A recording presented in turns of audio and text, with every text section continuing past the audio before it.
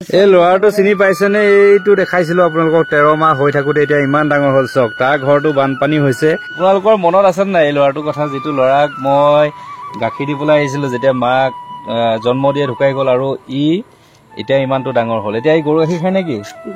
গৰু গাখীৰ খায় ন? এতিয়া ইহঁতৰ ঘৰো বানপানীৰ মাজত আছে, সেইবাবে এনেদৰে ৰাস্তাই ৰাস্তাই আইতাকে লৈ ফুৰিছে।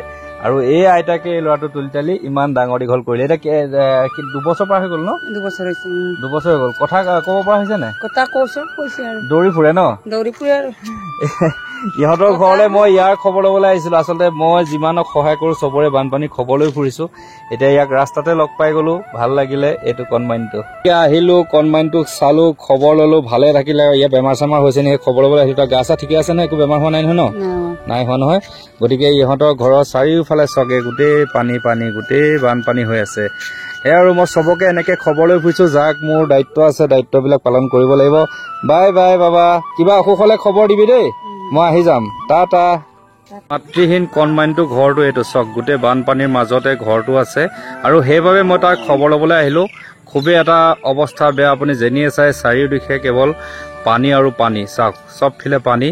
একদম এইটো ৰাস্তা ইয়াৰ পৰা আৰম্ভ হৈছে, তাহাঁতৰ ঘৰটো আছেগে মাজত। আৰু এতিয়া যাওঁ, আৰু আগলৈ যাওঁ। এনেদৰে খবৰ লৈ ফুৰিছো। যাক যেনেকে পাৰিছো, যি বেমাৰ হৈ আছে ঔষধ দিবলৈ চেষ্টা কৰিছো। বেলেগ এটা প্ৰয়াস কৰিছো বানপীড়িত অঞ্চলৰ। এতিয়া সম্পূৰ্ণ মই বানপীড়িত অঞ্চলৰ মাজত আছো।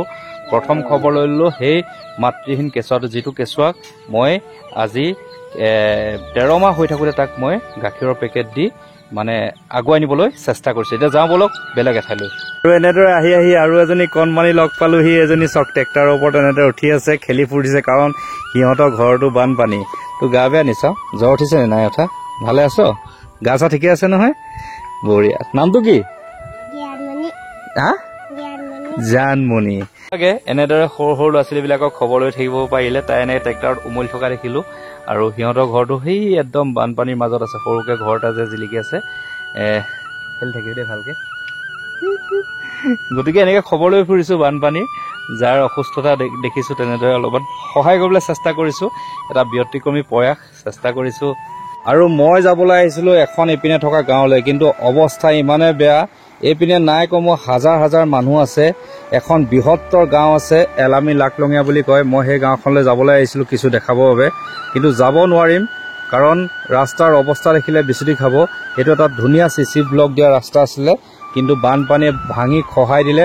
এতিয়া প্ৰচণ্ড সোঁত হৈ আছে। বহুত মানুহৰ খবৰ লোৱা এটা প্ৰয়াস কৰিছিলো, কাৰণ এই গাঁওখনত থকা বহুত মানুহ ওলাই যাব পৰা নাই কিবা চিকিৎসাৰ বাবে। সেইবাবে আহিছিলো, কিন্তু যাম কেনেকৈ? এইটো ৰাস্তা যোৱাটো খুবেই অসম্ভৱ। নাও এখনো নাই। সেইবাবে দুখিত যে ইয়াৰ পৰা মই ঘূৰি যাবগৈ লাগিব। খুবেই বেয়া লাগিছে। কিমান চাগে বেয়া পৰিস্থিতি এই গাঁওখনৰ মানুহ আছে, চাগে কিমান কষ্ট খাই আছে তাৰ হিচাপ নাই, ক'বলৈ ভাষা নাই। কি প্ৰচণ্ড সোঁত বলি আছে। আপোনালোকে নিশ্চয় পানীৰ শব্দ শুনিছে। এই পানীৰ শব্দই প্ৰত্যেকজন মানুহৰে যেন বুকু কঁপাই গৈছে। এটা অতি দূৰ অৱস্থা হৈছে এই পাৰে থকা গাঁওখনৰ। মোৰ আৰু এটা পেচেণ্ট লগ পাই গলো। এইটো এই ক'ত যোৱা? ক'ত যোৱা? বানপানীৰ বাবে তালি টোপোলা বান্ধি পলাব ধৰিছে জেগা এৰি পেলাই। গা চা ভালে আছে নাই? আছে। ইয়াক খুব অসুখ হৈ থাকে, গা বেয়া হৈ থাকে, সেইকাৰণে তাৰো খবৰ ল'বলৈ আহিছিলো। কিন্তু এনেদৰে দেউতাক মাক আৰু সি তালি টোপোলা বান্ধি যাব খুজিছে ফুৰিবলৈ। নামটো কি কৈ দিয়া?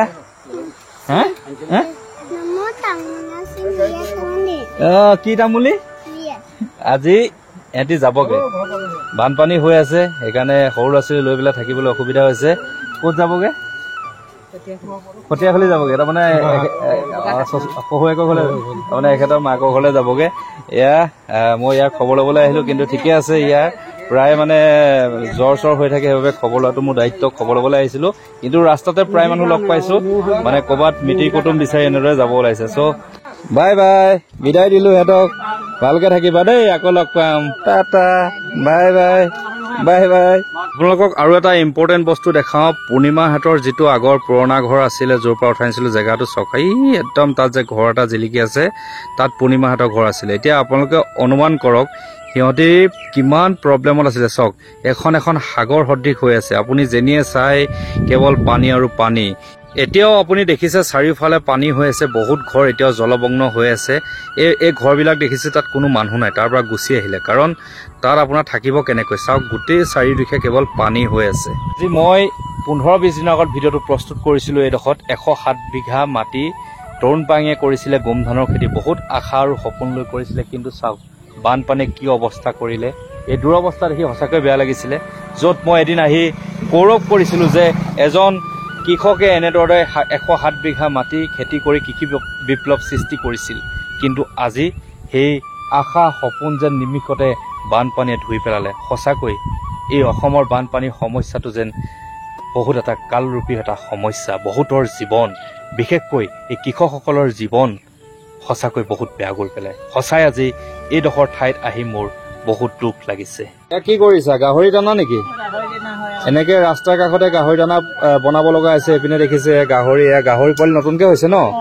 কেইদিন হ'ল গাহৰি পোৱালি? 3 সপ্তাহ হৈছে ন?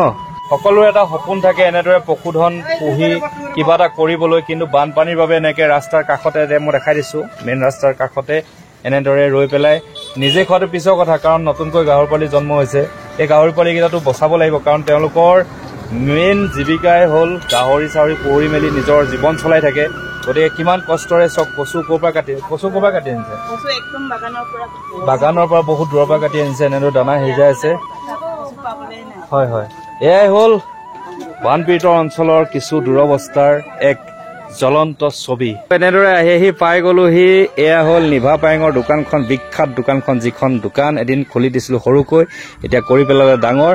আৰু এজনী হ'ল নিভা পায়েং। সিহঁতৰ ঘৰত বানপানী হোৱা নাই আকৌ দেই, পানী হোৱা নাই। ৰিলিফ পাইছ নে? বানপানী এইপিনে হৈছে ন, সেইকাৰণে ৰিলিফো পাইছে। দোকান ঠিকে চলি আছে নে? চলি আছে। এনেদৰে আজি দিনটো ঘূৰি ঘূৰি বহুত আপোন মানুহ কিছুমানে লগ কৰি ফুৰিছো। এয়া নিভাকো লগ পালো, এইটো নিভাৰ ল'ৰা। বিজু কেনি গ'ল? হ'ব দে, মাতিব নালাগে, ঠিক আছে। এনেকে দেখাই ফুৰিছো যিমানটো দেখা। তই ভালে আছ? হা, এইটো ডাঙৰ হৈ গ'ল। কোন ক্লাছ পালেগে এতিয়া? 5 পালেগে। দোকান তই চলাই আছ নে? দোকানত থাকে হয় নাই? বঢ়িয়া। সকলো ভালে থাকক, কুশলে থাকক, তাকে কামনা কৰিলো। ইয়াৰ পৰা এতিয়া বিদায় মাগো, বলক। আৰু ঘূৰি ঘূৰি আহি পাই গলোহি নিজৰ ফাৰ্মেচীখন।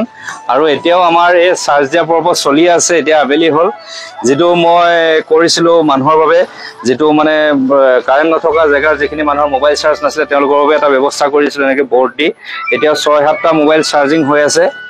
এই ভাইটিকেইটাই ইনভাৰ্টাৰটো চাৰ্জ দি আছে অথনিৰ পৰা। কেনেকুৱা পাইছা আজি যিটো ফেচিলিটি দিছো? ভাল লাগিছে?